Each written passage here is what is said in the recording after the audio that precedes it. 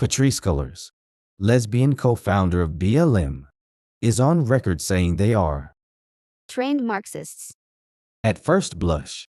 This begs the question, trained by whom and for what purpose?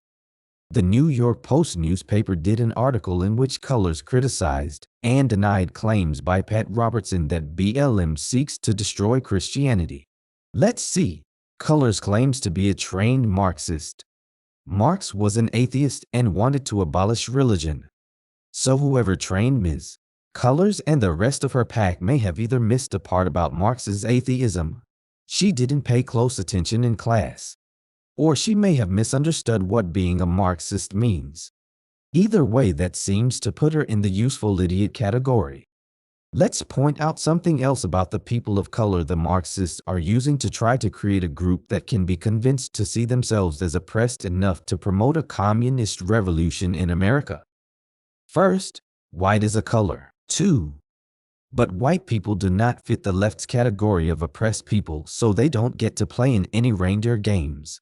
Next, African Americans need to stop conflating themselves with Africa, to which most of them have never been. In other words, stop re-identifying themselves. Some years ago, they wanted to be called Black, not Negro. Then they wanted to be called Afro-American, and now it's the less abbreviated version, African American.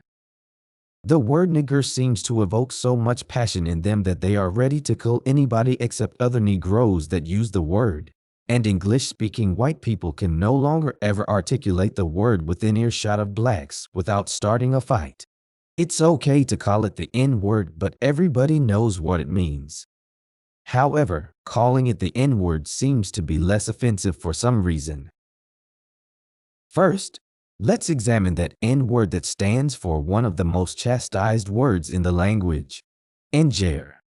It's easy to see why that word became the description of black people as far back as perhaps the 18th century or earlier. Because Niger is a Latin word for the color black, and, thus, the connection to Africans. However, not all Africans are black.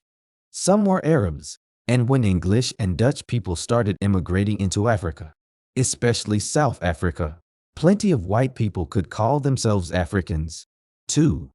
It's also easy to connect the word with any written document that may have referred to slavers bringing black people from the country of Niger and poorly, if at all, educated 18th/19th century white people mispronouncing and or misspelling it. You have to wonder what kind of response blacks of today would have if you called them Pelagicus, which is another Latin word for black. Maybe it would just confuse them, but not likely enrage them, frankly. Black people should just stop calling themselves African American and just start thinking of themselves simply as Americans and stop setting themselves apart. More importantly, they need to think what their lives would be if their ancestors had not been brought to America, regardless of whether they sailed in the wheelhouse or in steerage. At least they got here. That should be the most important aspect of their ancestors' transatlantic voyage. Their suffering and loss of liberty started long before they left Africa, since they were slaves in Africa first and America/Europe last. Their presence here would eventually provide their progeny something millions of people in this world would love to have: American citizenship.